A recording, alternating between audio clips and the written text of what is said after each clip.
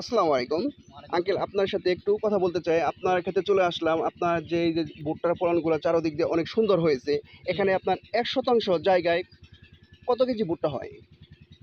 ১ ডিসিমলে ভুট্টা হবে আনুমানিক ৫০ কেজি। ৫০ কেজি। এখন এই ৫০ কেজি ভুট্টার দাম কত? ৫০ কেজির ভুট্টার দাম প্রায় ১৫০০ টাকা। ১৫০০ টাকা। তাহলে আপনি এই ক্ষেতে কয় শতাংশ ভুট্টা চাষ করেছেন? আমি টোটালে ২৫ ডিসিমল জায়গা ভুট্টা চাষ করছি। তাহলে আপনার আনুমানিক ক্ষেত খরচ বাদ দিয়ে, মানে কৃষিকাজে বাদ দিয়ে কত টাকা লাভ হইতে পারে? আনুমানিক ২৫ ডিসিমলে আনুমানিক ১৫,০০০ টাকা খরচ বাদ দিয়ে ১৫,০০০ টাকা লাভ হবে। আলহামদুলিল্লাহ।